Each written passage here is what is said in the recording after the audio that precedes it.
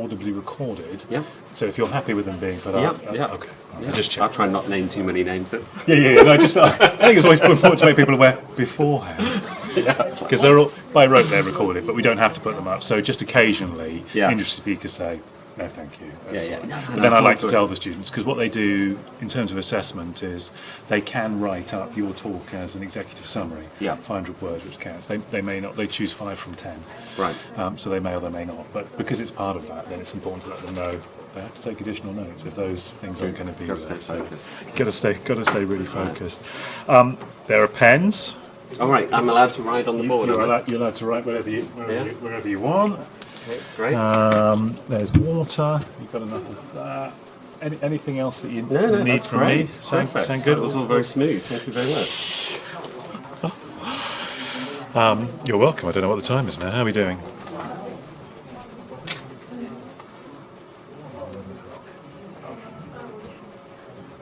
Okay.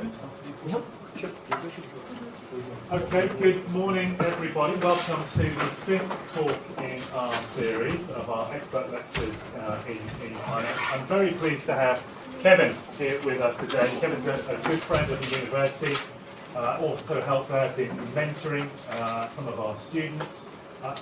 Kevin has a portfolio career, very experienced in finance, very interested in bringing new products to market, a background in hedge funds, so we're really pleased to have him here with us.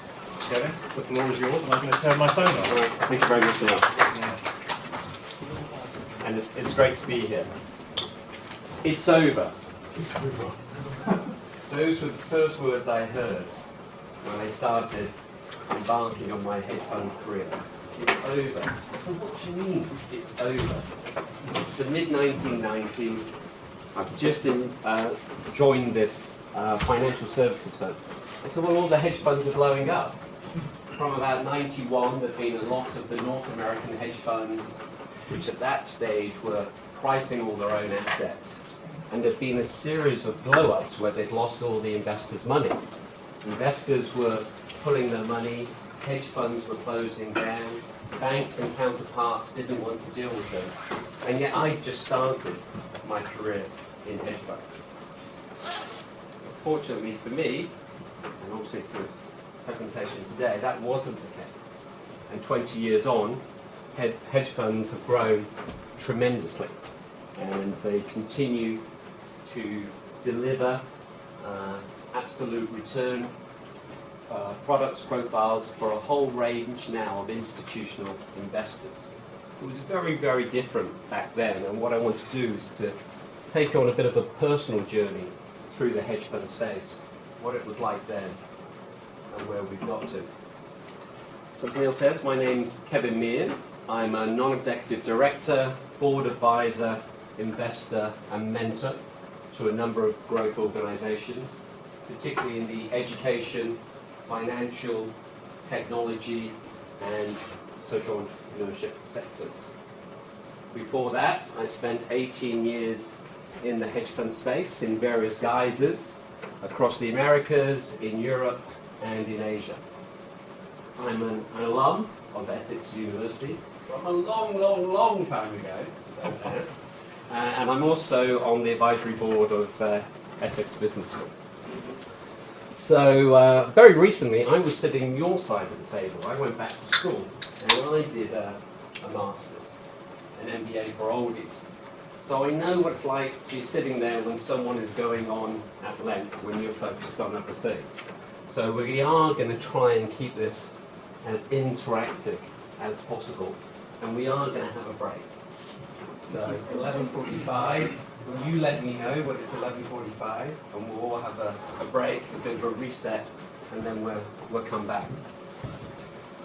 But you have a bit of an advantage at the moment, because I don't know what you know about hedge funds. And I think it would be quite helpful if we just quickly go around the room and just get a feeling for what you know. I don't know whether you've studied this in depth, I don't know whether you've watched Billions on the TV, but just to get a feeling. So if we could just go around the room and perhaps I can just get your views and then we can talk about some of them, and if they're very different views, then that's a good way to get a discussion going. So if we could start here. Hedge funds, as I'm led to believe, are for high net worth individuals to invest their money in, where the money is quite often tied up for a duration where they can't remove it if they feel something terrible is happening. Yep, very good. I can see it's going to be a short presentation for me today. There you go.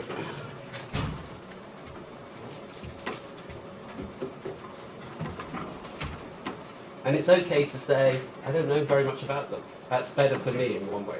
I'm giving the game away now.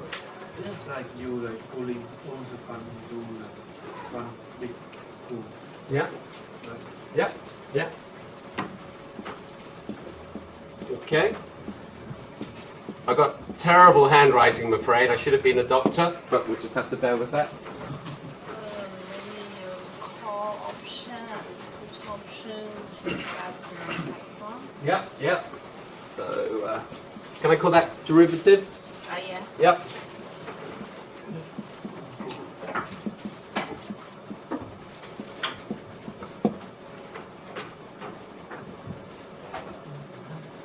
Actually, maybe the real hedge fund does not hedge so much. It applies a lot of different strategies. Yeah, yeah, I think that's a really good point actually, so good, thanks for that.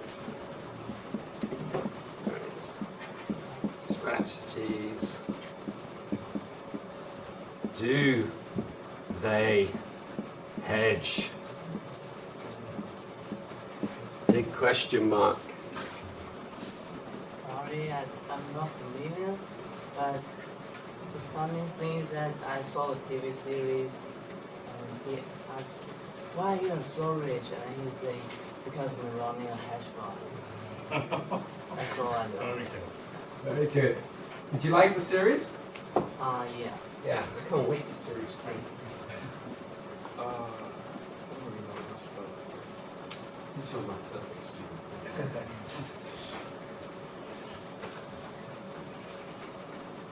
Okay. Yeah, yeah, yeah. I'll come back to you at the end. I'm going to history then, is that alright?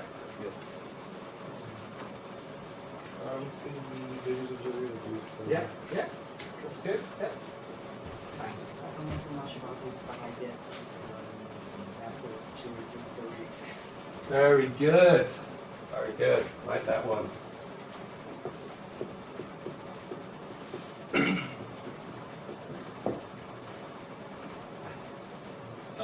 I don't remember where I saw that, but some articles said that most of the hedge fund make around 5% per annum. 5% per annum. Well, in certain market conditions, that's not bad, particularly if you're an institution with long-term liabilities, getting a steady return like that. And it's a good point because expectations of return need to be managed. I have a same idea about hedge fund and the strategy to prevent some money from waste. Yeah. Yeah. Yep. Right. That's okay. That's okay. We'll test you at the end, yeah? Hopefully you're better informed after today. Okay. Hi. Okay, that's all right, that's all right. I also need to be tested. Okay. we'll meet later, yeah? Yeah, please. Why risk? Risk? Yeah. Increasing or reducing? Reducing. Yep. We're getting a lot of this. Did they do that? Right. The pyramid of through our profits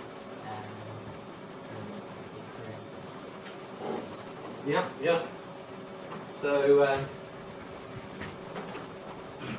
increase profit, or make profit rather, and risk.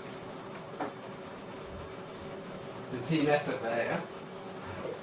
I think we focus on the both sides of the equity and to reduce the risk and make more profit. Yeah. I have no idea. Okay. Same way to reduce Okay. the risk. It's the back row. Yeah.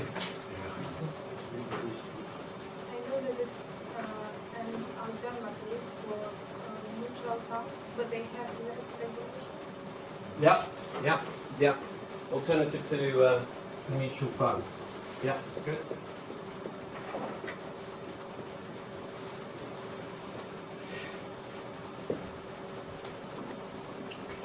Hi. I know that they invest in a wide range of assets, from art to everything. Yeah, I think that's very good. Very good.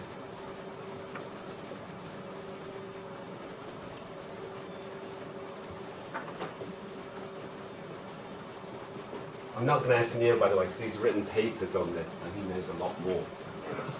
He's not going to mark me at the end. Hi.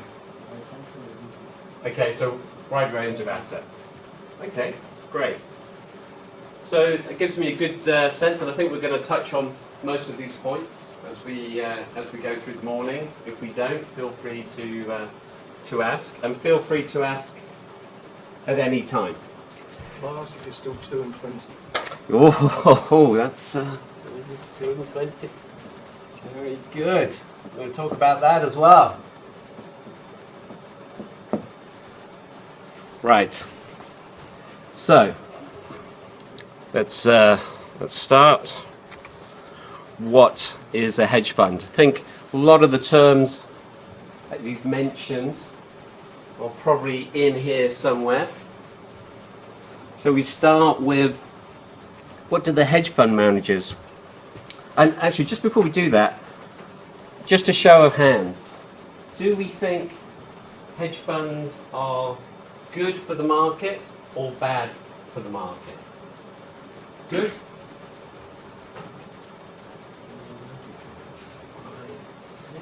Okay, bad. Okay, 3. A lot of sort of don't know at the moment. Okay. So majority in favour that they're good for the market. Okay, good. So what do the hedge fund managers themselves say?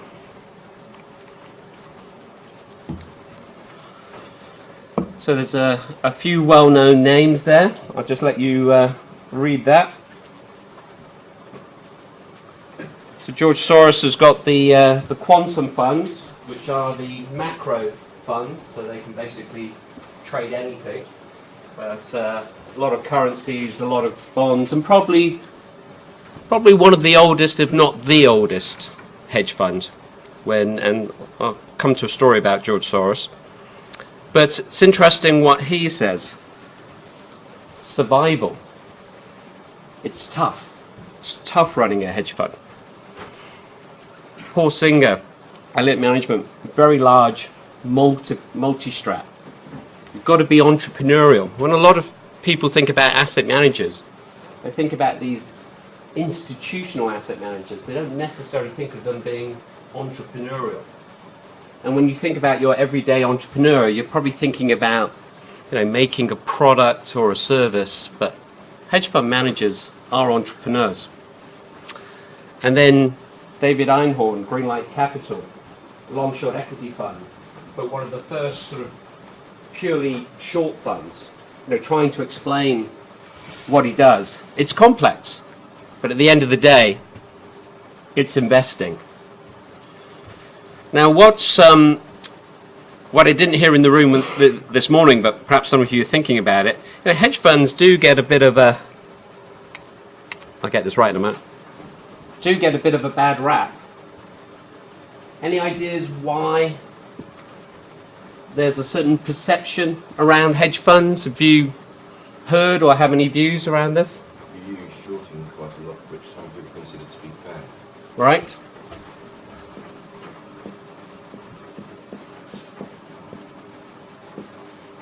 Shorting. Come on to that. Thanks for that.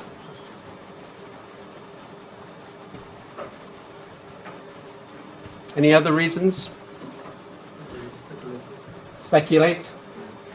Yeah.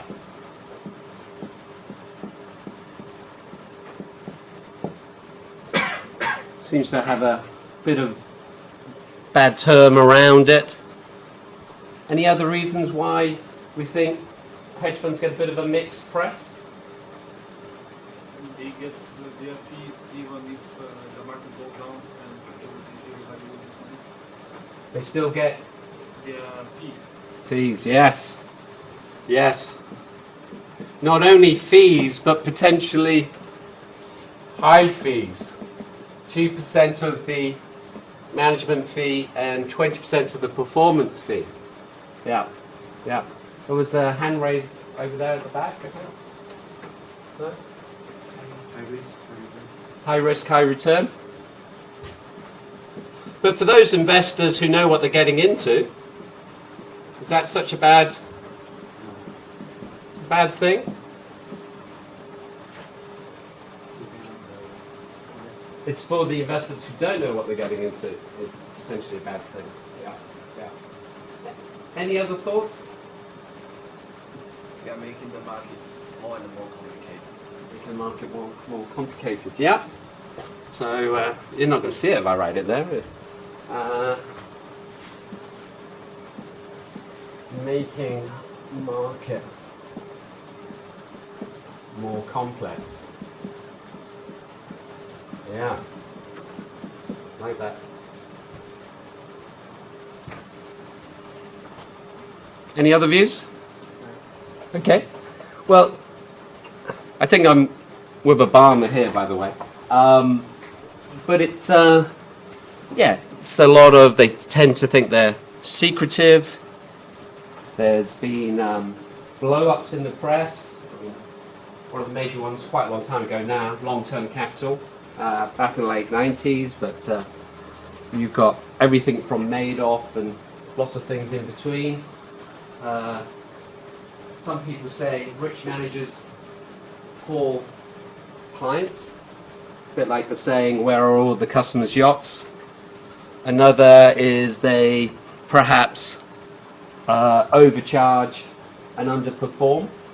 But I think it's investors really understanding what they're getting into and having hedge fund as part of their portfolio rather than investing totally in hedge funds.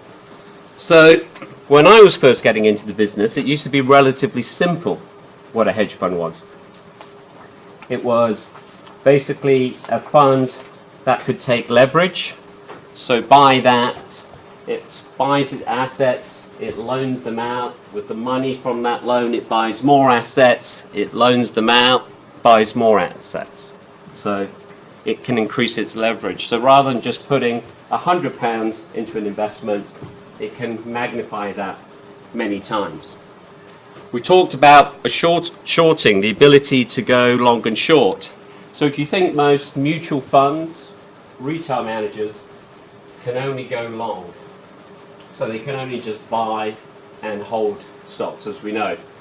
The ability to go short means I can borrow stocks, which say are $100, I can sell them in the hope that those stocks are going to go down to $80. I buy them back, I return them, and I keep the $20. Fees, a different fee structure. If you think that mutual funds and retail funds predominantly just have a management fee, and that management fee is usually less than 1%. In fact, if you look at the Vanguard retail funds, I think they're probably very low double-digit basis points. And yet, here, they can charge 2 and 20, or try to charge 2 and 20. So can you imagine you've got $1 billion of assets under management, and irrespective of whether you perform, you're taking home $20 million a year. Not bad. If you think the very large hedge funds are 10 billion, 30 billion, add up the management fees.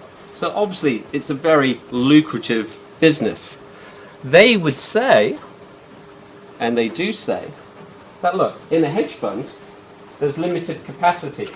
There's only so much money I can put to work in the strategy. If it's the global equity markets and I'm a long-only manager, I can put billions and billions.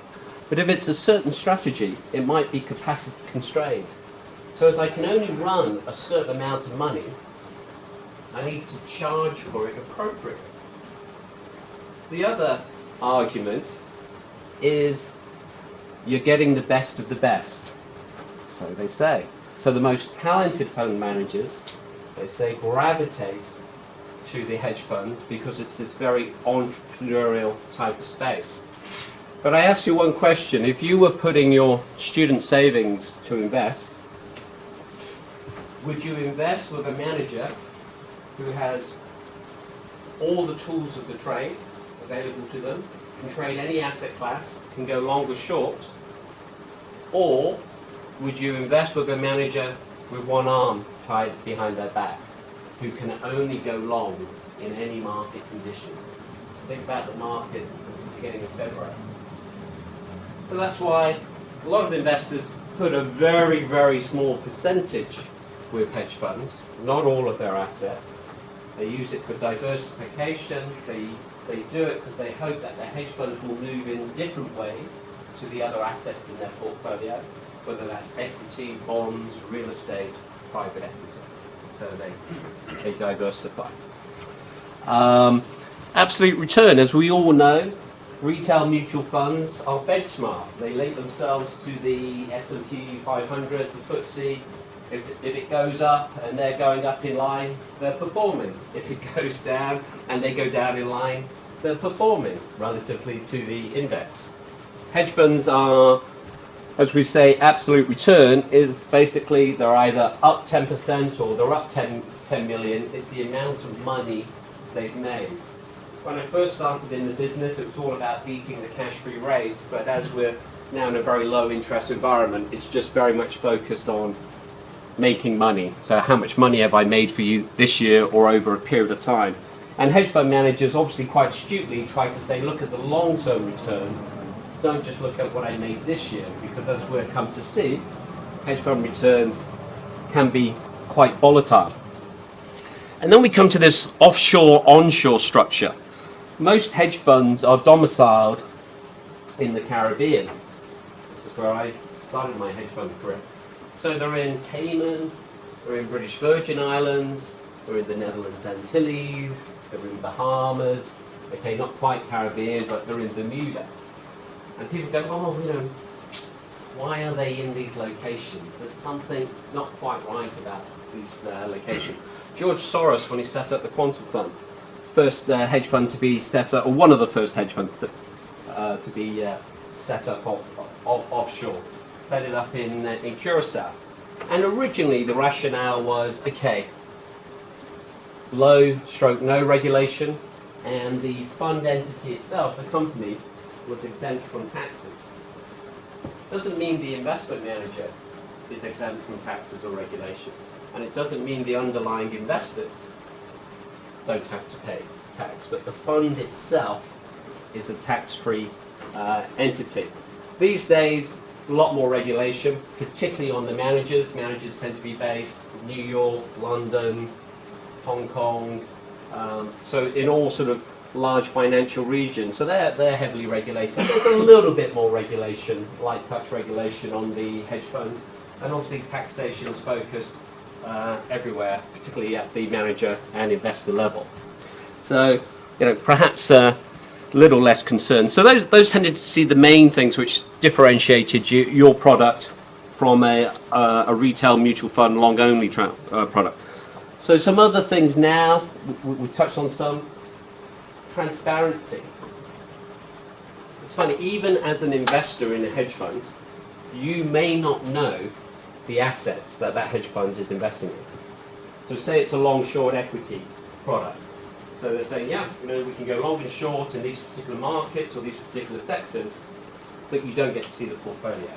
We give you some metrics each month, each quarter, each year, performance, some risk bar ratios, some maybe trading volumes, things like that, but we don't give you the portfolio. It used to be they were worried that other people were going to use that information and trade on them and it was going to take away their edge. Now a lot of US managers have to file quarterly returns, so the portfolio on a time lag basis is disclosed. But even as an investor in the fund, you may not see what they're investing in. Whereas if you're in a mutual fund, retail fund, it's very, very transparent. Hedging, as someone very astutely said, they don't always hedge.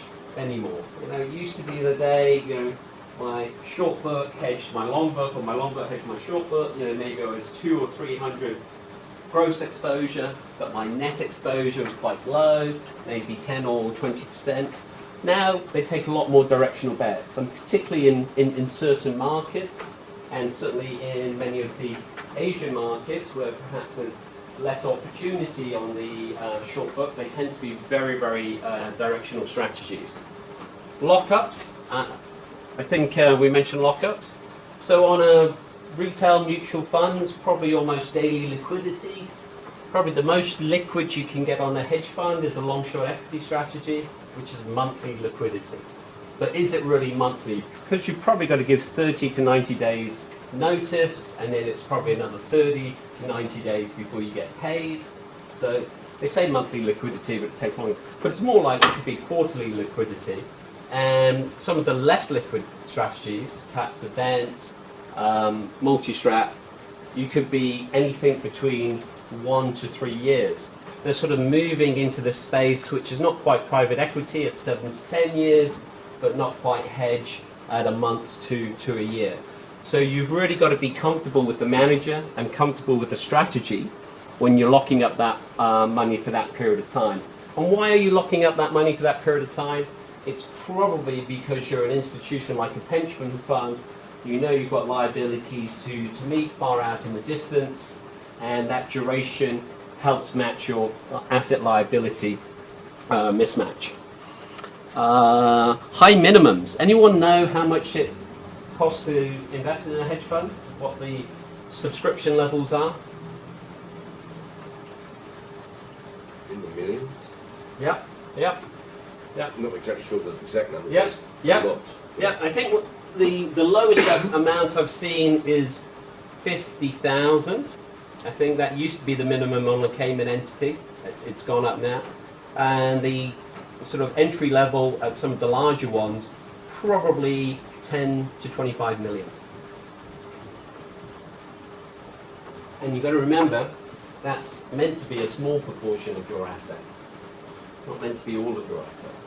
So if you're thinking endowments, foundations, pension funds in the multi-billion, they're probably putting a small 2 or 3% in that.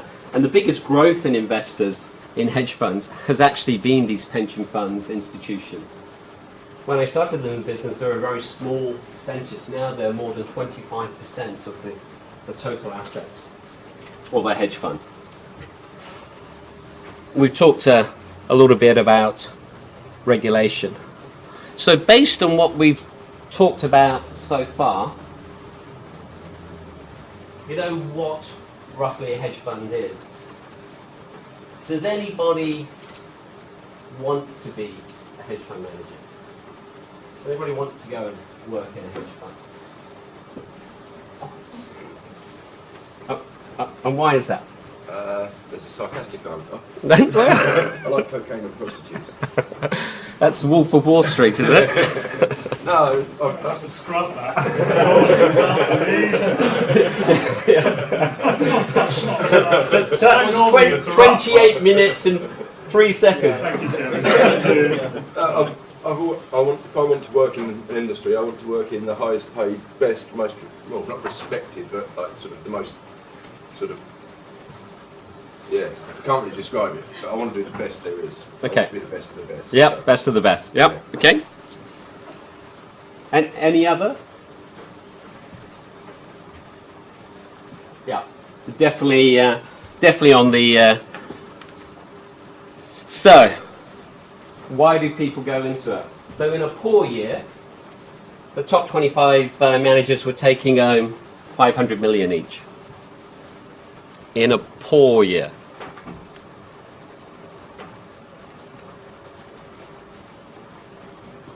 Not bad, but we've got to remember that's the top 25.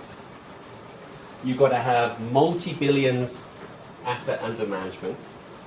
You've got to have to consistently outperformed.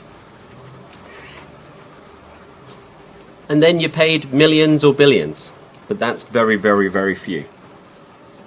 Probably in this category, there's probably another 50 managers outside of that, so less than 100 managers in that category getting that sort of return. Other reasons they do it, we've touched on the complexity of the trading. They want to do something which is going to stretch them further than long-only investing. They don't want to be constrained by that strategy alone. They like the multi-assets, whether it's credit, whether it's currencies. They want to be able to do everything as well as equity. They want to be more of a trader. So they're looking for those small nuances, those sort of relative value trades which they can magnify with leverage. Somebody used to describe it as throwing pennies, collecting pennies in front of a steamroller. So very small turns which with leverage they eke out profitable returns each day. And what's key is they want to be entrepreneurs. They want to have their name on the door. We saw Soros, we saw Elliott. It's their business. They're not just managing money, they're managing the business of managing money. And that's why a lot of people move out from the investment banks, move out from the large institutional houses and set up their hedge fund. And this is what we're going to move on to. So just before we do, how big do you think the hedge fund industry is? How large in assets? Multi-trillion. Multi-trillion. You want to put a number on that? 10 trillion. 10 trillion. Okay. Okay. I haven't got an answer for that one. Any? Do you know how big sort of the total investment market is? If we looked at all the mutual funds, do we think hedge funds is a large percentage, small percentage of the total assets under management?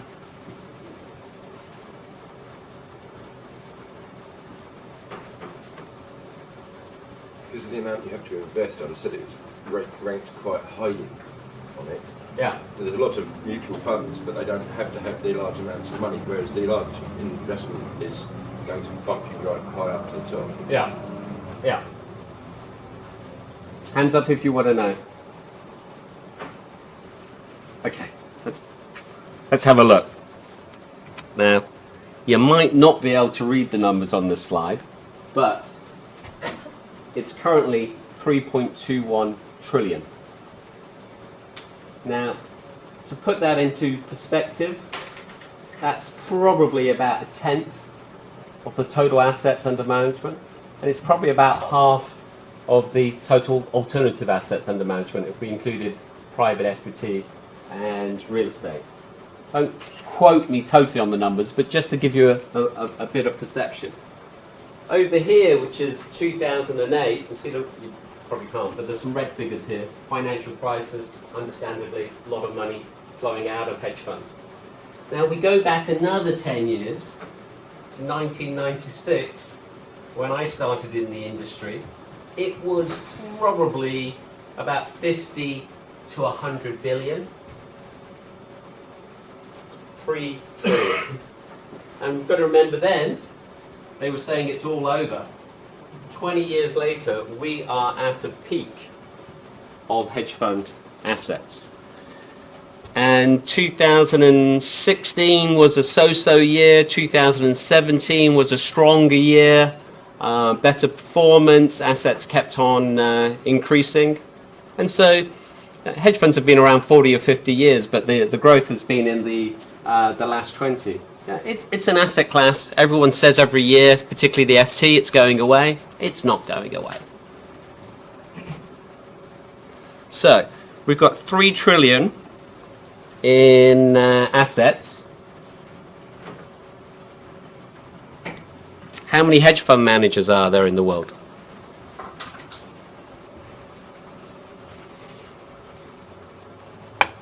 Come on. Just have a guess. 5,000. 5,000. Good, good. Higher, lower?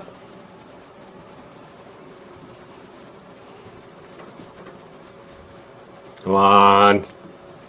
There's a bottle of sparkling water in it. Come on, who's feeling lucky?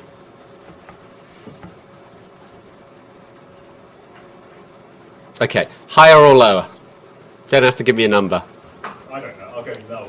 Lower. I don't know. Okay. Okay. Lower. Lower. Okay. Lower. Okay. This is where we have the dramatic pause. So, numbers are quite hard to read again, but let me help you. So, roughly 10,000 to 11,000 hedge fund managers. The largest amount by number and by size actually are in North America, about 6,000 managers. Europe, about 10,000 managers, predominantly based out of the UK, but in every European location. In Asia, another 1,000 and a bit. North America, 1.5 billion. Europe, 500 billion, and another billion in Asia. Surprised by that number? It's a big number, isn't it? Everybody wants to be an entrepreneur these days. But if you're an institutional investor, do you think those 10,000, 11,000 matter?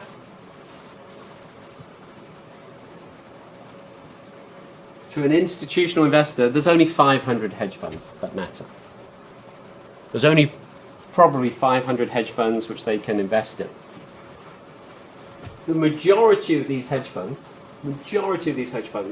are sub 50 million. Now 50 million, you probably think 50 million is a good size. But for an institutional investor, it's way too small. Way too small. So these 500 funds are the funds which are in their billions, which means that an institutional investor who's going to allocate 10, 100 million, 10 to 100 million, is not going to be too big a proportion of the hedge fund.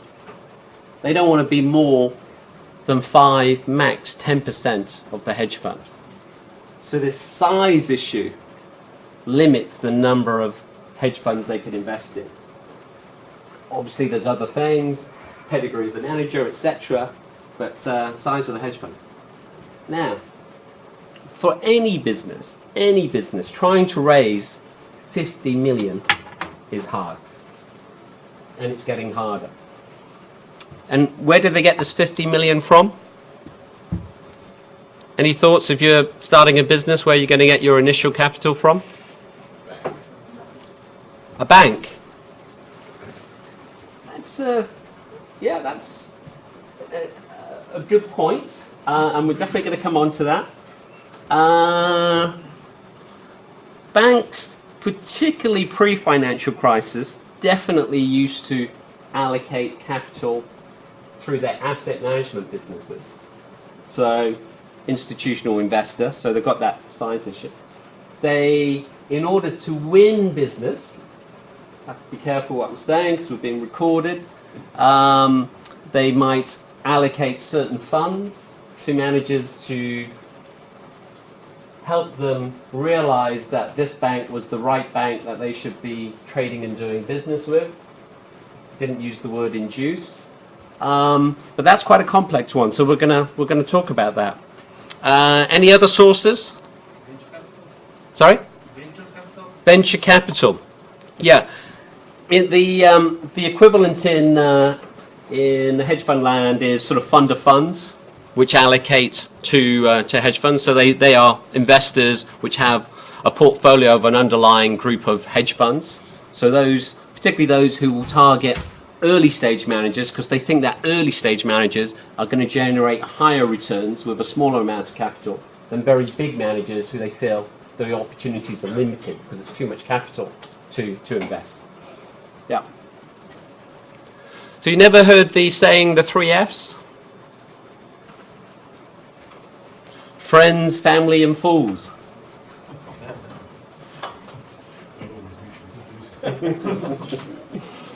So a lot of them is getting money from people that they know. Maybe if they'd worked for a bank or another asset manager, getting their former boss to put some capital with them, maybe doing a deal with a venture capital fund of fund type of investor. But in order to get capital from those type of investors, they have to do a deal, which probably means they're not going to get their 2 and 20. Probably means that they're going to have to agree to give certain capacity of the fund. And by that I mean funds have a finite capacity. You know, the strategy can only take so much, 100 million, 500 million, a billion. And they have to carve out some of that capacity for that investor if they do a deal.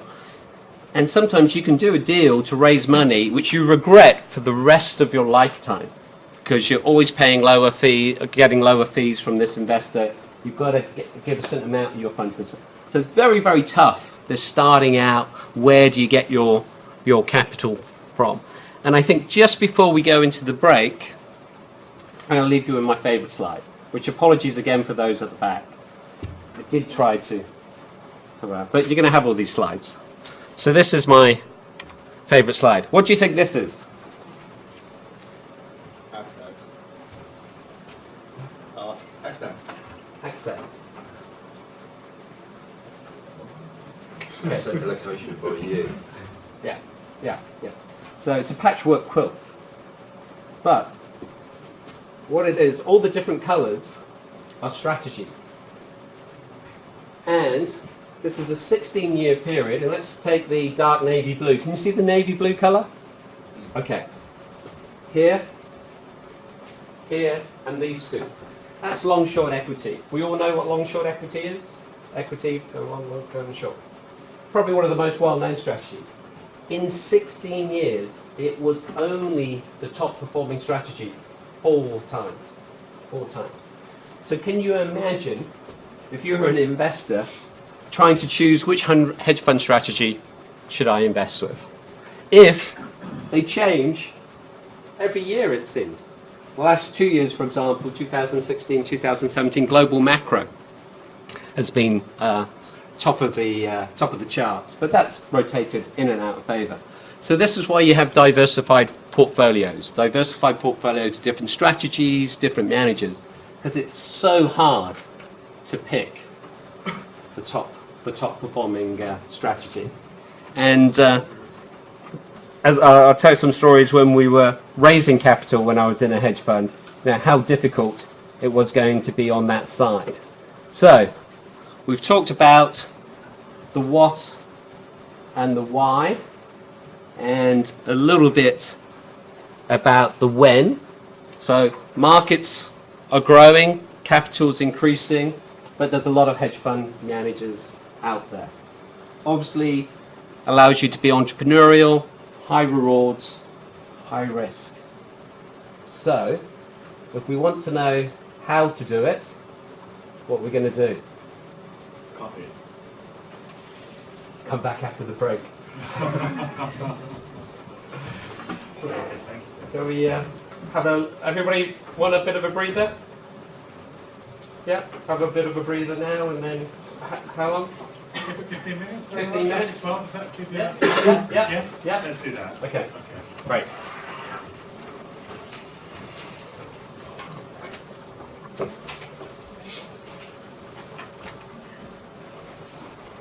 So this is your favourite? Yeah. Unfortunately, I couldn't get it, the latest one. Mazda wouldn't let me have the latest presentation. Right, So, okay. it's interesting to see, isn't it? It is interesting to see. Interesting. Hi, Sorry. I just want to introduce myself, Carmen. Hi, Kevin. Nice to meet you. So it's interesting the short. It's always Yes. done. Yeah, it's very, very difficult. Yeah, it's people who have the high conviction. I mean, Greenlight Capital has done relatively well, but he does call himself now a long-short manager rather than just a short manager. Right, okay. And I think it's very, very tough for an investor. I suppose in a diversified portfolio, you can have one long-short manager, but you can't really have, one short manager. You can't really have more than one. What I was going to go in the second half was a bit more about my journey through it, so a bit more personal story. So just say the different experiences I've had, the challenges, what's gone right. Well, I think you've set the scene.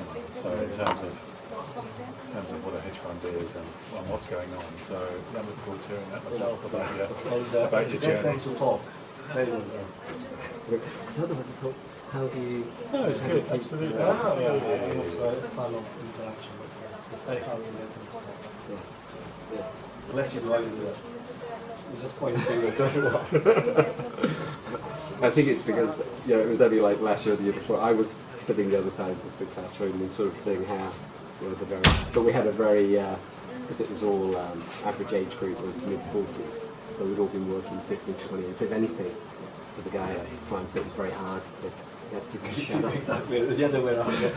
He's returned, so 1999. Yeah. Unless you were sure, obviously, because the market was. Yeah. Look at that. Is that 68 or something like that? Yeah. It almost gets to the level where it becomes too suspect, the outperformance. Yeah. But for an institutional manager, you can't invest because of that number. Yeah. Because that can't continue. Yeah. We had 1 year with our hedge fund where it was the highest return we ever did, and it caused more problems.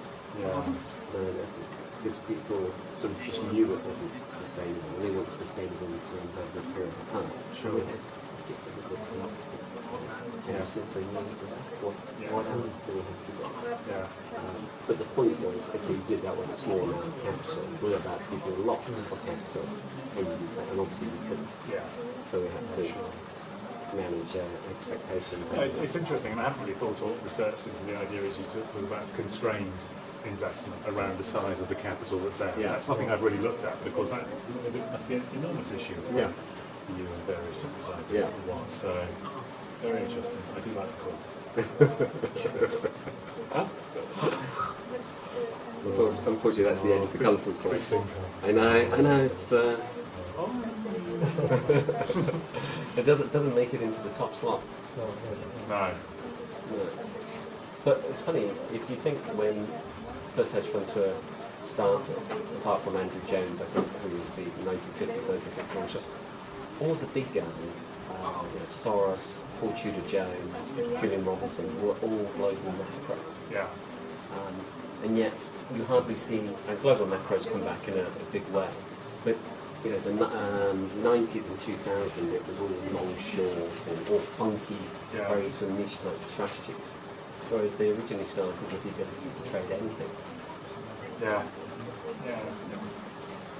I mean, the background of those guys are people who are just interested in global politics, global economics, those trends. I mean, it's a very interesting thing in terms of doing stuff. And that nicheness really is a return. You talk about entrepreneurship a lot. I mean, that mirrors kind of academia, right? The whole interest in economics now morphing into entrepreneurship, business moving that way. So it's an interesting trend. But global macro's back, is it? Yeah. I wonder what 14, 15, 16, 17. Yeah. This is 13. Yeah. 13. So, would you like another coffee or something? While we've got actually, time to go and grab a coffee. I'll take a tea actually, if that's all right, because I've already coffeeed out, so just a regular tea with English breakfast tea? Yeah, that'd be great. Thank you. Do you want to come with me, or do you want to stay in here? Yeah. I'm just going to use the bathroom actually. Do you want a coffee or tea? Oh, that's not really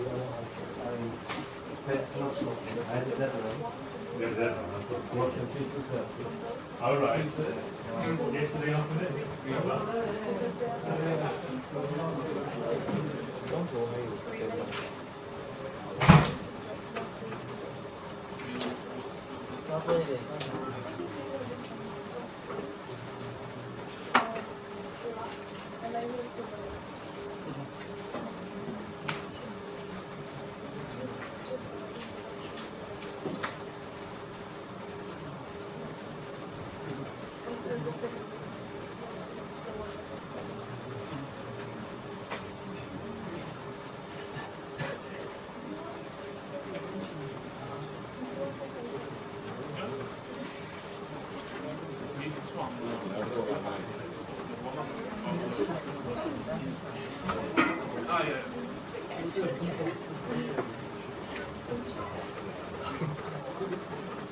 这样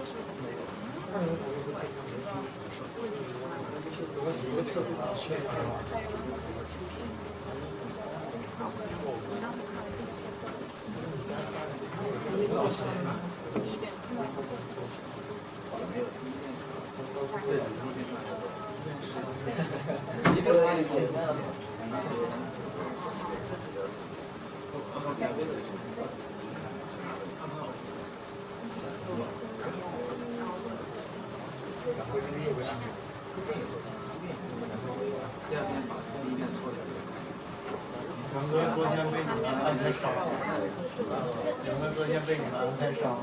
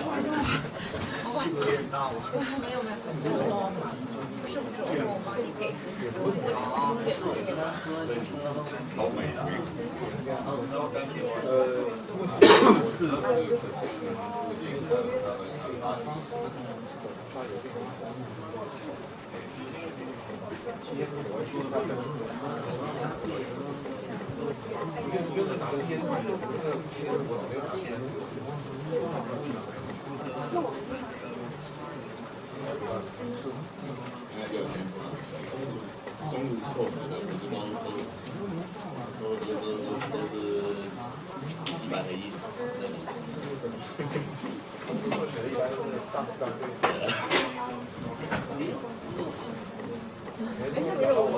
很往前。那我们他到时候会发现我们那个分怎么算？就应该会多。就是反正你们是收到那个他们谁说老师转发的光头？是老师给我发的，但是老师转发了光头。但是是老师转发，但是光头没给你们说，我就不知道了。你们还是问。不太知道，他只是转发了光头的邮件，就是我。那个 deadline 不是我们专业。耶！可能你这个分数是92的吧？不是，我看的是光头老师你有没有交？不是，你那个分数是从 research proposal 里面抽2个分数，那 research proposal 什么时候交？3月20几。那然后你 research proposal 的分数是谁打？光头打。所以他只要他说他如果要做，那你就做，他没有在做。对。我有很多都是902的。对，是902的。是。但实际上902他们就不懂我们专业，他们不能拿。是，我就跟你讲，那个2个真是在 research proposal 里面。就光头说要做，那你就做；那光头没有说要做，你就必须往他的去。对。对啊，不过那个分数是光头打的。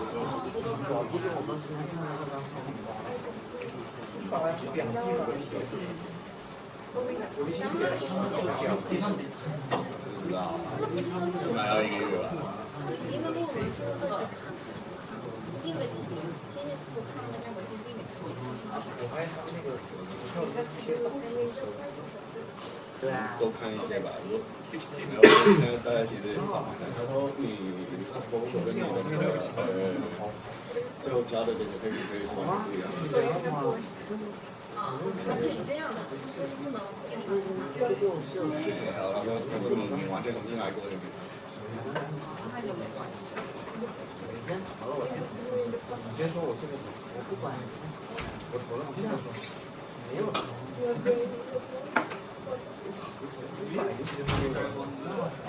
人是我有的智力是我跟我玩的。keep my what's 你先说，不要说。就为了我楼下那个人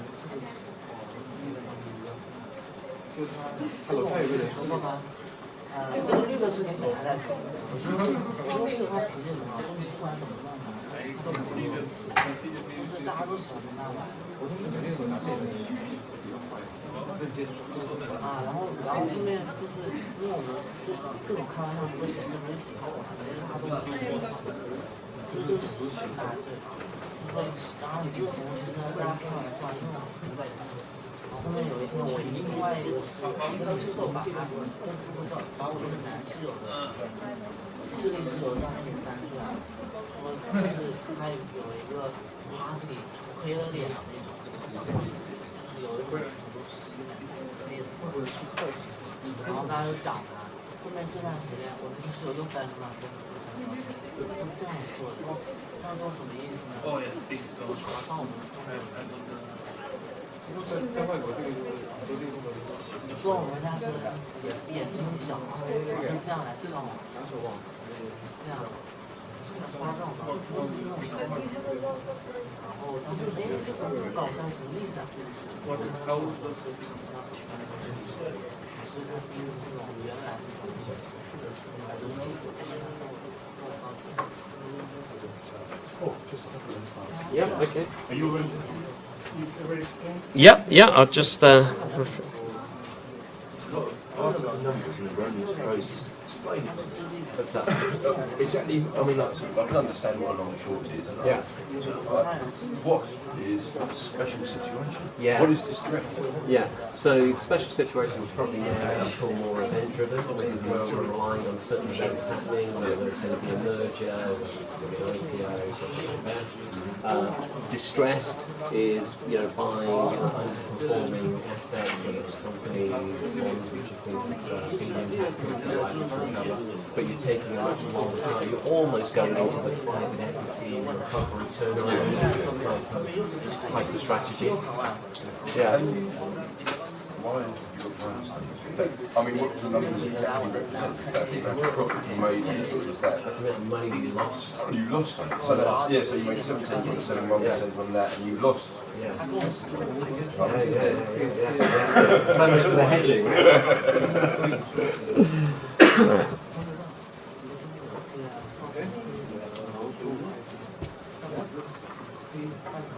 Oh, I think he's back. Yeah, we start.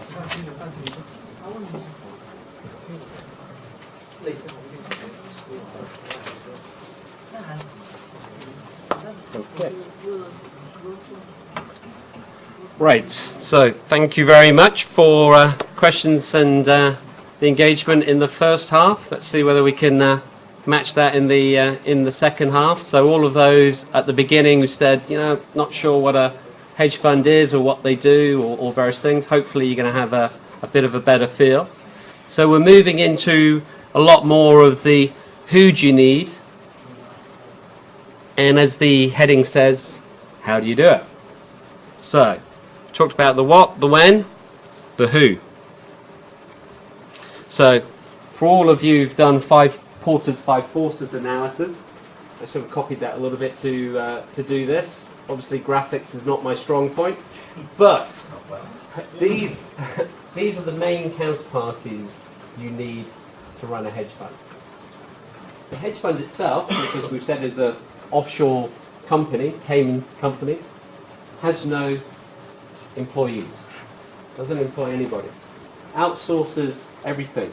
Obviously you've got the fund manager, pretty critical, you've got the investors, very important, and then you've got the counterparts which make it work. So you've got the prime brokers, we'll talk about bank financing, we've got the prime brokers, we've got the administrator, that's where I started off my hedge fund career.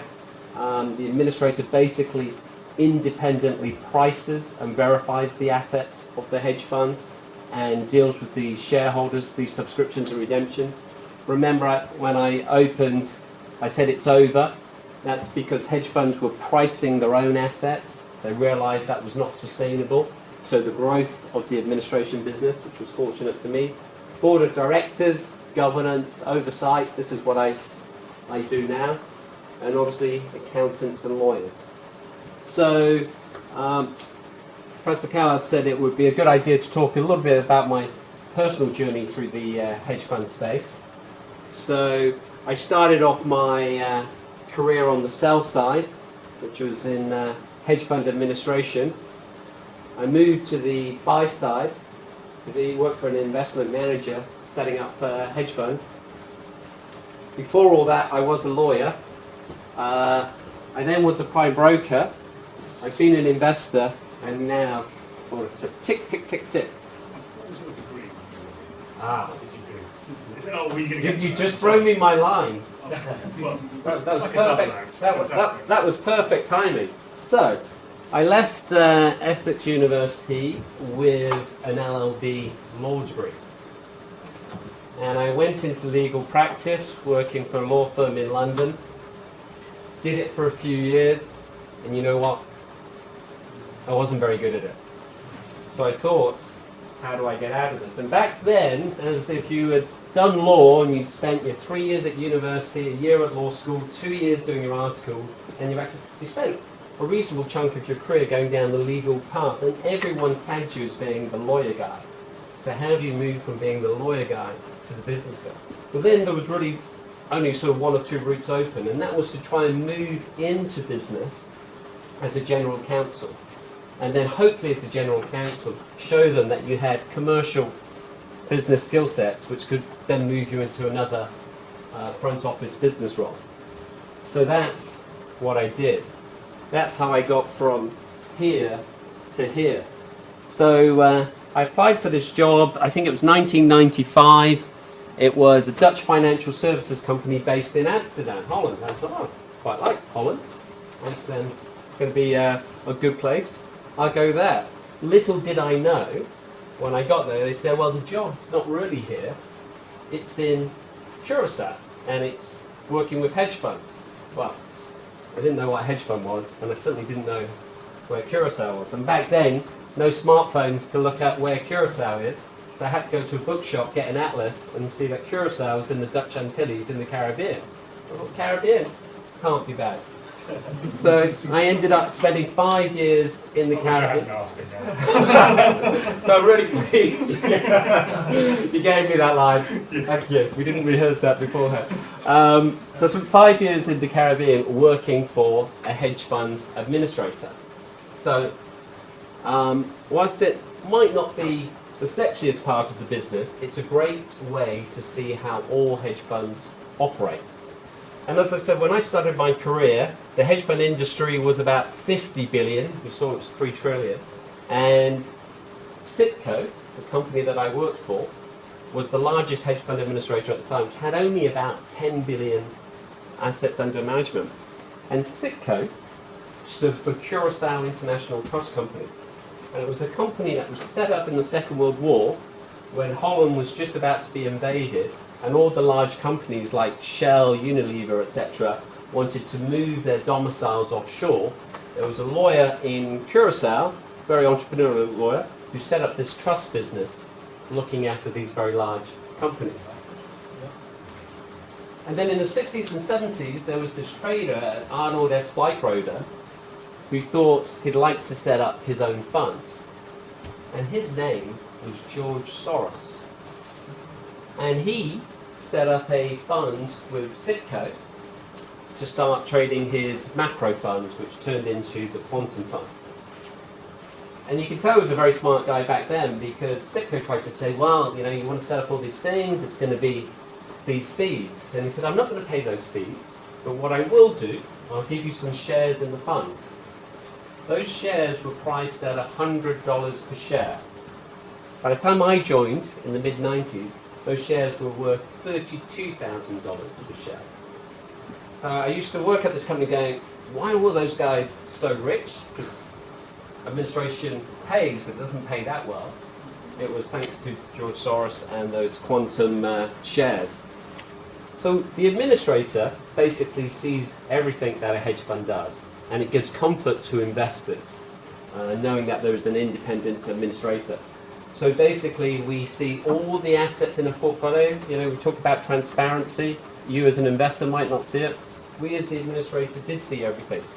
We price, we verify, we deal with all the shareholders. And what I was able to do, I was spending a lot of my time as general counsel, but spending a lot of time with the clients, the fund managers who were then in New York. There were only hedge funds in New York back then. There were no hedge funds in Europe, very few, and certainly no hedge funds in Asia then. New York was the epicenter of it. So spending all this time with clients, and a little bit of legal knowledge was helpful, but I was understanding how the hedge funds work. I was able to help set up hedge funds, advise on issues, attend a lot of the board meetings with all the great and good at the time. I'll come on to a story about that in a moment. You were able to see what systems, what technology they used. You were able to see what strategies were performing, what strategies were less performing. So it was this great 360 on the world. So I've always been of the view that a little bit of knowledge goes further in a less mature location than a mature location. So what do I mean about that? So when I was looking for my next move, after now getting a good grounding in hedge funds, do I move to New York? Well, that's a really mature market. Everybody knows more than I do. Or do I move to a location where they don't really know much about hedge funds? It's all starting to come about. So I moved to London, which back in the late 90s, by then had about 12 or 15 hedge funds. But I shoot ahead a little bit. So my last month at Citco, so finally managed to leave this beautiful Caribbean location. I don't know what I was doing, thinking why I should leave, but I decided it was time to move on. I had to attend a board meeting, and it was with one of the world's largest global macro funds at the time, called Tiger Asset Management. And the fund manager was called Julian Robertson, and he had a fund called the Jaguar Fund, multi-billion. It's one of these top 25 managers, paid hundreds of millions. Now I know this is, apart from a couple of you in the room, this is probably all before your time, but the dot-com bubble was around this late 90s, March 2000 period. And I'm in this board meeting, and Julian Robinson, who for 20 years has delivered positive return year after year after year, had been struggling. 99, 98, he hadn't made any money. And he said, you know what, I just don't understand this dot-com business. I don't understand it. The market's moved away from me. I'm no longer able to invest the way I want to do. So we called this board meeting, and he said, we're closing up the fund. I'm just losing investors' money. And the board and everyone said, no, Julian, just give it another 3 or 6 months. Let's work our way through this. I said, no. I think it was March the 9th, 2000. And he said, we're winding it up. And that day, he instructed me to send out this letter, which he wrote, which basically said to investors, thank you for a good run. Thank you for 20 years. Thank you for all the fees that you paid me. With those fees, I'm going to buy a golf course in New Zealand, and I'm off. 3 weeks later, the dot-com bubble burst. So he was out of hedge funds, but what he did with all his wealth was he funded a lot of funds. And we talk about where do you get the money from? So a lot of people who were working for him set up their own hedge funds called the Tiger Cubs, and he would give them 50 to 100 million to get off the ground. So that was my grounding in hedge funds, administration, what do administrators do. So I decided, right, after spending 5 years offshore, I'm going to move back to the UK, and I joined an investment manager called Jupiter Asset Management in London, which wanted to get into hedge funds, but wasn't sure how to do it. And I had all the sort of legal, operational investor knowledge, and they had investment talent. So I said, well, why don't we put this together and try and set up a hedge fund business? So I was basically COO of the business, and my job was to source the talent, which was really testing out different managers already working for the investment manager to see who could do a long-short strategy, because they'd previously only been long-only managers. And you should see what it's like when you give a long-only manager a portfolio which he can now short. It was pretty chaotic. But over a period of time, we did it in-house. We didn't market it to anybody. We gave them a bit of proprietary capital to see who could make money. Also at that time, this shows how things have moved on. It was a very traditional house. It was still doing paper trades. So the investment manager, when he wanted to buy or sell a stock, wrote a ticket. That ticket then got passed to the trading desk who did the trade, who would then put the ticket in a brown manila envelope, and it would work its way through the internal messenger to the ops desk, who would input it in the system. That wasn't going to work for a trading style hedge fund. So we had to bring in trading systems, P&L systems, risk management systems, which at that time there wasn't a lot of those around. So we finally found this hedge fund manager, or we found this manager who we thought was going to do really good, long short. And in his first year, Jupiter said, all right, we're going to give you $1 million to set up the business. We put that $1 million in the fund, and his return in the first year was 86%. 86%. We thought, oh, we're off to the races. 86%. We thought, Jupiter at that time was already managing a lot of money for retail and UK institutional investors. So I thought, well, some of these must be able to give us some money. The mistake that we'd made at that time was retail couldn't invest, the laws didn't permit it. And UK institutions have never heard of a hedge fund, let alone willing to put their money in. So there we are, we've got a good fund manager. We put some money into operating systems, we've got no capital. So this was the hard part. So it took us 3 years, 500 investor meetings to raise 100 million. 3 years, 500 million. And these were all investors who'd never heard of Jupiter because they were outside the UK. They were Swiss fund of funds, there were North American pensions, endowments, foundations, they were global sovereign wealth funds, they were Asian family offices. So we couldn't say, hey, we're a well-known fund manager. We had to say, this is who we are, we're a new entrepreneurial business, we're building up our track record. And they said, oh, that's all great, come back in 3 years' time and show us your returns over that period of time. And by the way, 86%, that's too high a number. We're not going to invest in you on the basis of 86%. Can you imagine you perform that well and it still frightens people? So, 3 years later, we've got 100 million, we've built a track record, we're now institutional investable. Within 6 months, we're at 600 million. Within another 3 months, we're at 1.5 billion. So it just shows that you get to that tipping point, other investors will come. My boss at Jupiter Asset Management, again, I've got a feeling this might miss some of you, was a gentleman called Edward Bonham Carter, who has a sister called Helena Bonham Carter, who's a famous actress. Who did she play in Harry Potter? Harry Potter, very good. It's Bellatrix in Harry Potter. Yeah, Bellatrix in Harry Potter. So we always used to say to him, you know, what's it like being, you know, having a famous sister? And he said, well, funny you should say that because she's always asked what it's like having a famous fund manager as a brother, which I always thought was a good report. So I've done the administration side.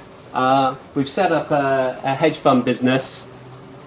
You've now got a good feel about who are the counterparties you need in order to set up a hedge fund. However, there's one critical counterparty who's at the center of all hedge funds. And if you watch Billions, actually probably not a good example because I think he gets sent to prison. He was the guy who got sent to prison. Prime broker. So what does a prime broker do? So if you are a hedge fund manager or you're thinking of setting up a hedge fund and you come from a bank or a large institutional asset management house.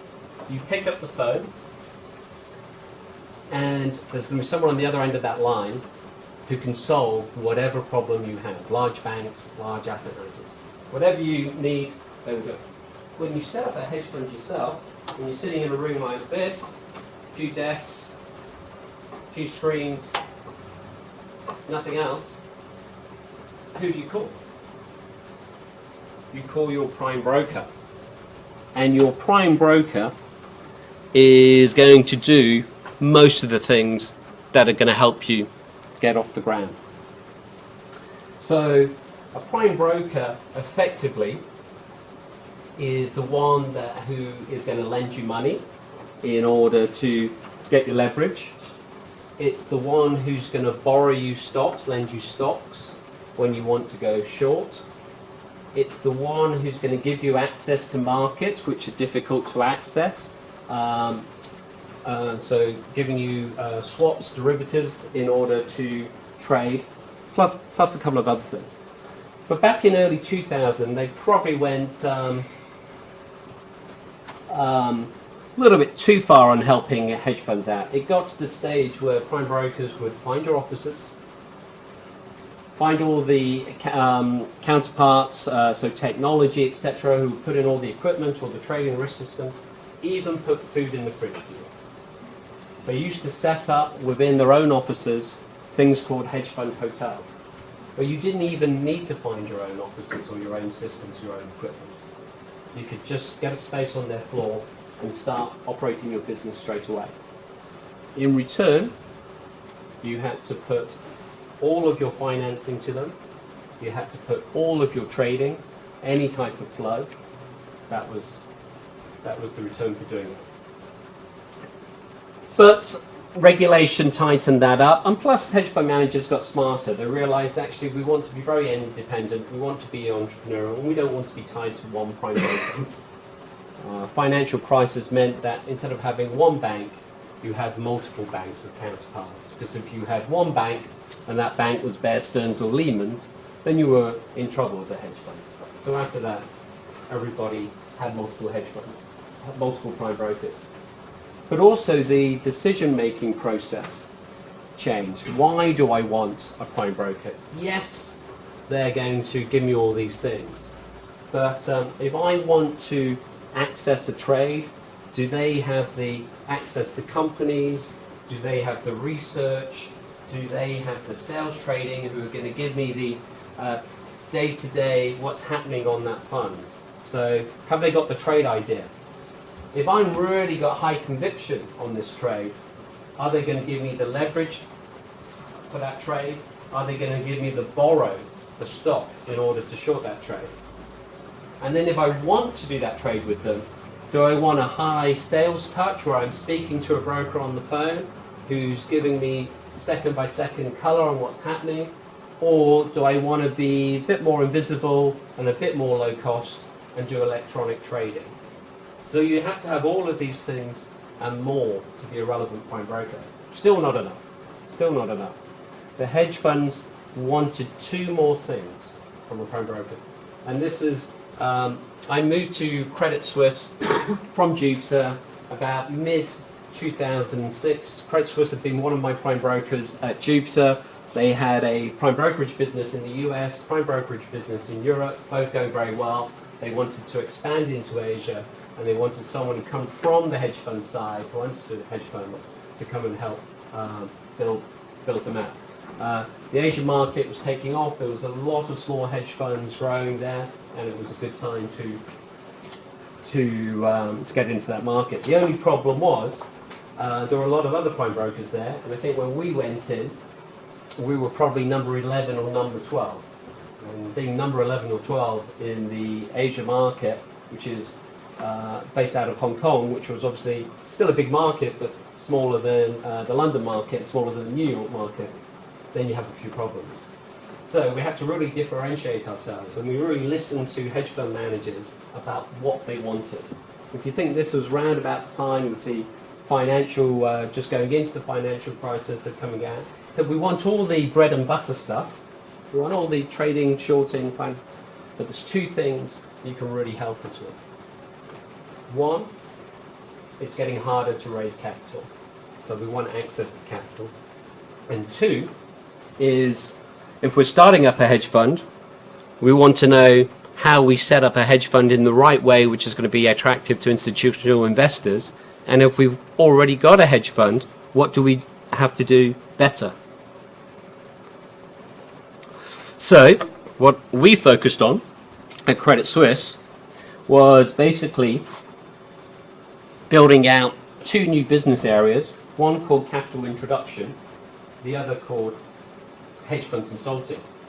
And capital introduction is exactly what it says on the tin. It's introducing investors to managers. So we had a team of people who were speaking to investors all around the world, family offices, sovereign wealth funds, pension funds, fund of funds, high net worth individuals, probably less of those, working out what their requirements were, what their portfolio, what they were looking for. The other half of the team speaking to managers, really getting to understand the strategy, putting them through the paces as to what the investors were looking for, and basically doing this sort of dating match between the investors and the managers. And it was an introduction. We weren't saying, look, we'll raise you capital for a fee. This is part of the service of being a prime broker, but we will get you in front of the right targeted investors. And then it was down to the manager not to stuff it up by following up and taking the meetings and providing the information the investors want. And that became a real differentiator for our business, this capital introductions, and I'll tell you a story about that in a moment. And then the other side was building a team of regulatory lawyers, technologists, etc., who all had skills in their field. And we called this the hedge fund consulting team. And they could go into any business and get them up and running as a hedge fund, or an existing business, work out what they needed to do better, which would pass the due diligence of an institutional investor. When I was at Jupiter doing these 500 meetings, investment meetings back in 2000, the investors didn't want to speak to me, the COO. They just wanted to see the star manager, the talent, the individual who was generating all these returns. And so we'd sit in an hour's meeting, I'd do the open, I'd do the close, like what's next, and the fund manager would spend 45 minutes saying why he liked certain stocks, why they didn't like certain stocks, how things were going, what the view of the future was. That had all changed post-financial crisis. Yes, they still talked to the manager, but they spent a lot more time with the COO.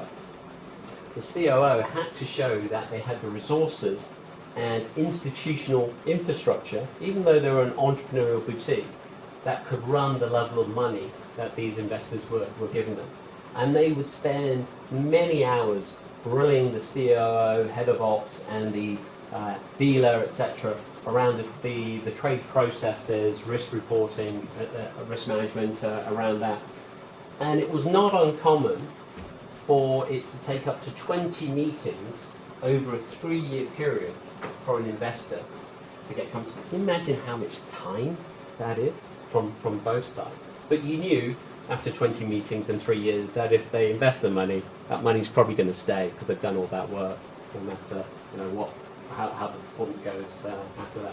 So this heavy due diligence meant the hedge fund consulting team was very focused, and we used to do mock sort of due diligence audits where we'd pretend to be a really difficult investor, go into the manager and ask them a load of questions, and then sort of marks out of 10 how they fared on that.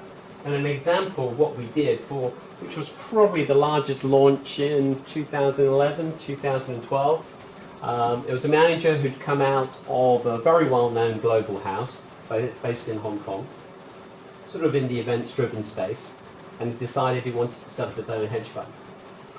Very, very good manager, knew everything about investing, but hadn't run his own business before. So he called us and said, I want your help to help build up my hedge fund business. So what we did is we identified talent for him, a COO who was going to help run the business, traders, portfolio managers, research assistants, and helped him put his team together. We found the premises in the part of Hong Kong that he wanted to be based. We spent a lot of time working with the COO and the head of ops on what were the state-of-the-art systems which were going to be required for the type of strategy and what the ultimate investors would be looking for. And then we targeted 47 investors. He wanted to raise 2 billion day one. And he said, I don't want to go all around the world. I want investors who I know understand the strategy, have the capability of writing an investment ticket now, and then I want to get launched. I just want to run the money and I don't want to do any more marketing. So we took him to North America where these 47 investors were. In the end, he was offered 5 billion. He only took the 2 billion, and he up and launched, and that was probably one of the most successful hedge fund launches in Asia at that time. And the hedge fund's called Myriad, and the fund manager was called Carl Pottenlocker. So that's an example of what a prime broker can do. My job there was basically to look after the firm's largest hedge fund clients and to deliver the bank. So even though we were one department within the bank, I was the conduit into the bank to deliver Credit Suisse. So whatever they wanted, if that was they needed to speak to our chief exec at the time, Brady Dugan, then they would get a call with Brady Dugan. If they wanted to travel to a certain location to meet companies in that location, then we would provide the corporate access. But I was the conduit to the bank, which was a great place to be in one way, in that you sort of learn very quickly all the different things about the bank. It's a challenge in the other way because you have to manage expectations on both sides.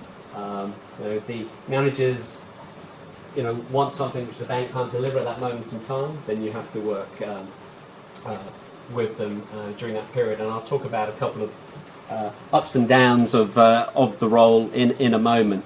So everyone clear on what a prime broker does?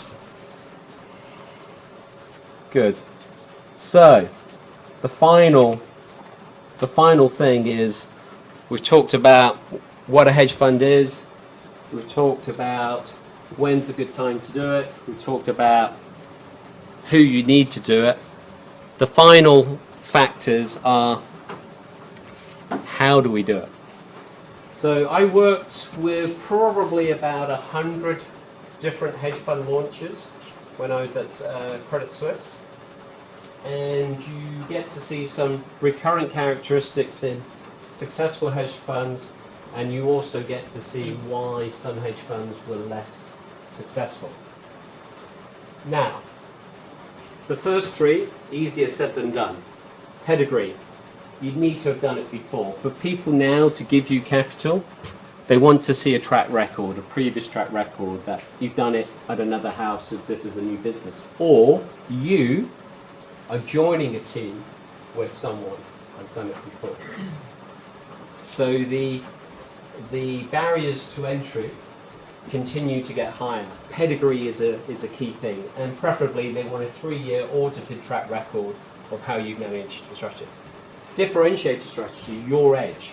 So there's about 5,500 long-short funds out there. If you're setting up a long-short strategy, why should I invest in you? Have you got a specific sector expertise? Tech, healthcare, finance. They want to know what's different about you.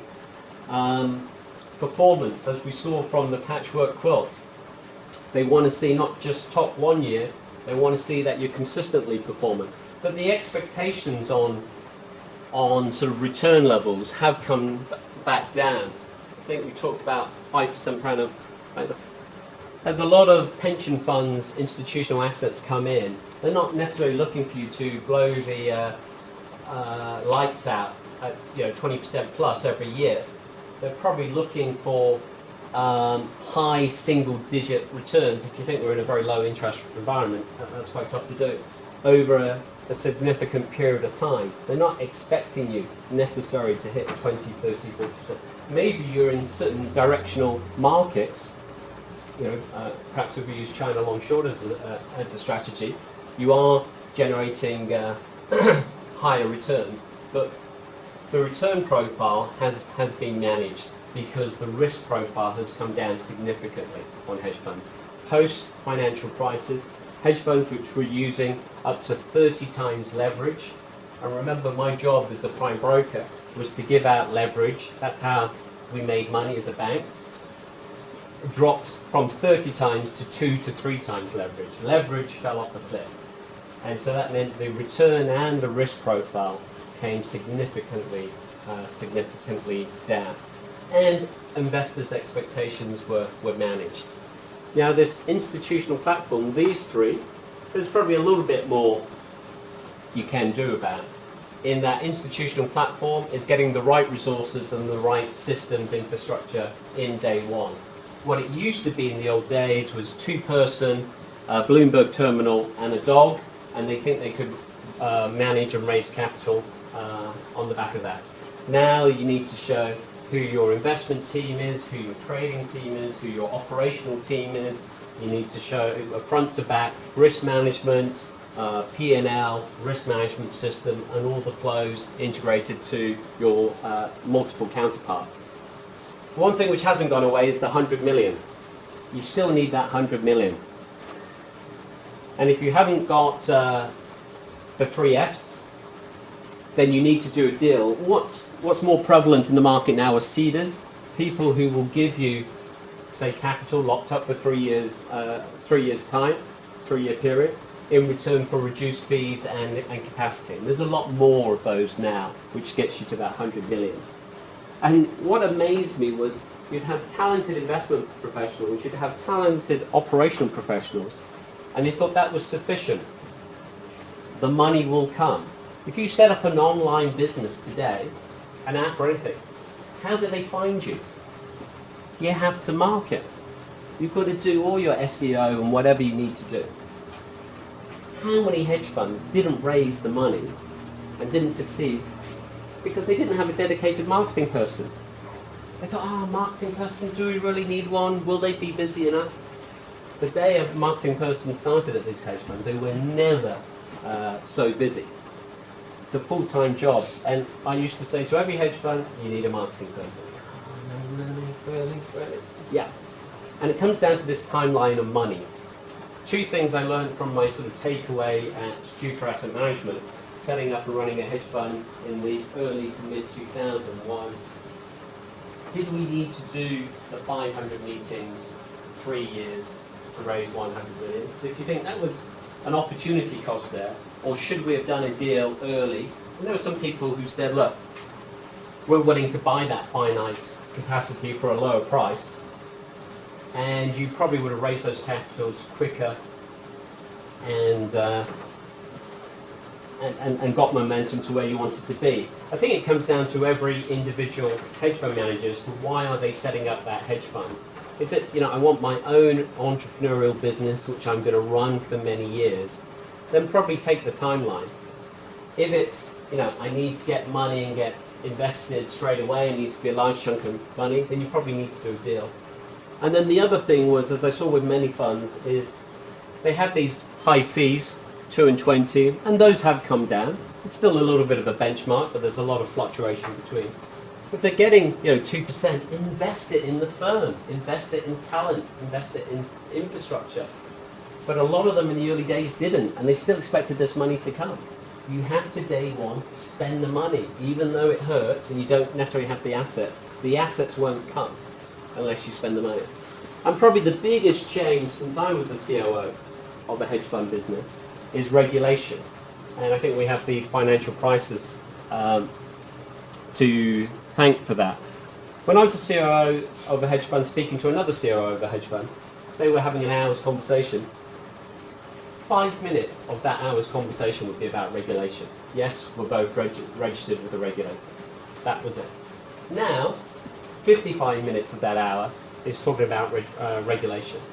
One of the COOs I was speaking to recently said there's 365 pieces of legislation pending or in practice affecting how he runs his hedge fund. So, obviously you need a dedicated compliance officer. So my take on where the hedge fund world is, they're going to continue to thrive. I think they're going to continue to grow. I think you will still see net positive hedge fund launches each year. I think there's going to be a lot of interesting challenges around data, around different competing products in the market. Obviously, there's a lot of talk around cryptocurrencies and blockchain, and there's probably 100 hedge funds now who just invest in those. But I also believe, as I did back in 1995-96, when I was told it's over, what I said then and what I say now is I still think some of the best hedge funds haven't launched yet. So there's hope for all of you yet thinking about it. So I think I'll bring this to a close. But if there's any questions for the next sort of few minutes, feel free to ask.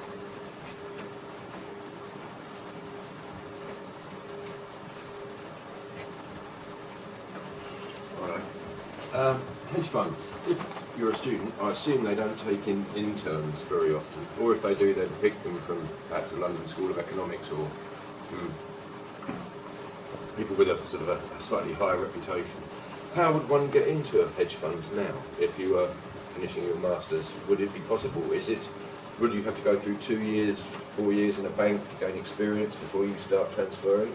Yeah, it's a good question. I mean, when I first started, there was no such thing as hedge fund internships because they were small. Yes. They didn't have a lot of staff, and anyone they hired had to hit the ground running, so they already had experience and add value.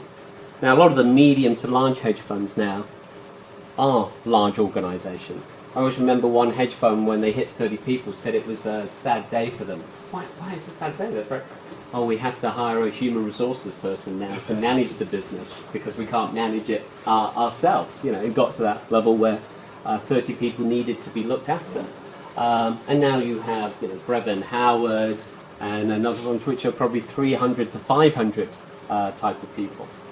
I think as with all things, if you can look at their business, see where they are and work out where a pain point is for them and say, look, I'm willing to come and do an internship probably for free, to gain experience, or let me come and work on that pain point. Direct applications. What most people do, as you say, they go from banks or other institutions into it where there's some type of relationship. They've been covering the hedge fund. They know what the hedge fund needs and do it. It's probably still one where they don't take a lot of direct applicants because the businesses are not huge. Yeah. But you never know by writing a direct application. They say, look, we've got a project. It's 3 or 6 months. Let's get some people in for a project because we can't take away the people who are full-time to divert their resources. But I won't underestimate it. It's hard. It's hard. Yeah.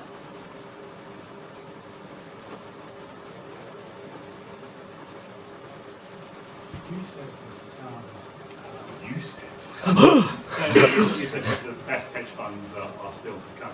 Yeah.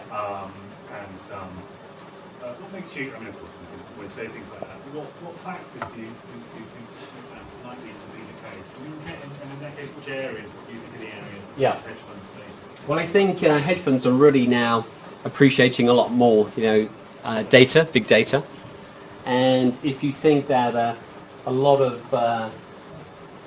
strategies previously have been more qualitative, and quantitative is moving. I think Man, AHL is still probably one of the most successful hedge funds out there, which is a quantitative beast. And understanding and Essex has a centre of excellence in big data, and I think a lot of hedge funds are trying to understand where does big data fit into what they're doing. Big data to them is getting a satellite to look at car parks and shopping centres in Asia, but there's this fantastic amount of data, but what to do with it? And I think having that, and you've got to have a lot of resource or a lot of technology and investment to be able to do that. And I think that's still something nascent in the industry. I'm waiting for the Amazon hedge fund, the Amazon breaking into health sector, because they do these marketing algorithms, all that data. Yeah. You could find out. Yeah. And I think because of that, there are probably some strategies, just like in the 90s, it was all about global macro. No one was thinking about some of these other strategies which have come to the fore. There's probably some strategies coming to the fore. And I think a lot of hedge funds now are comfortable with regulation. I think whenever you're the generation going through transition, it's like, well, it wasn't like this when I got into it and now I'm trying to cope with it. Well, everyone coming in now is comfortable with it. You know, these are the parameters we have to operate in. I think global macro opportunities, we've had 70 relatively safe years, shall we say, and now a bit more dispersion. I'm not just saying that because February we've seen a lot of volatility. It's funny, one of the hedge funds I'm a non-exec director of, it's a multi-strat, so equity, credit and vol. Well, since it launched, there's been no vol, there's been very little credit, and it's used the credit and the vol to hedge its equity, so its equity returns haven't been spectacular compared to the equity market, but that's not its benchmark. But still, as an investor, you're probably going, but the 2 weeks since vol has come back, it's now doing what the vol component should do. And that's why the strategy is there. It's got 2 or 3 different strategies which can work in different market conditions. And it's too early to call whether vol is back to stay, but you have to have things which perform in different market conditions. I also think that we moved from the fact that hedge fund talent emerged purely from the prop desk of investment banking, because you no longer have prop desks at investment banking. You do have hedge funds now nurturing talent per se, which launches other talent. So you have these hedge fund training or schools within hedge funds, which before was I only take experienced people. Now I nurture and grow, and they're willing to back other managers. There are a few things going against that. What am I concerned? Well, regulation continues. Needs to be balanced regulation. I'm not against regulation, but it's got to be to the stage where you can still run a business. I think a lot of talented managers, a good example is Mike Platt of Bluecrest, who's running one of the most successful hedge funds, decided to give the money back to investors and run just his own money. You got a lot of talent now going back into or becoming private family offices, just running their own money without the constraints of running other people's money, OPM, being the case. And it'd be a shame to see that talent not accessible to other markets from that. And then you also have some very large institutional investors like CalPERS who are going, well, my expectations on returns haven't really been met. The fees I'm not very comfortable with. But where does that money go? Does it all go to private equity?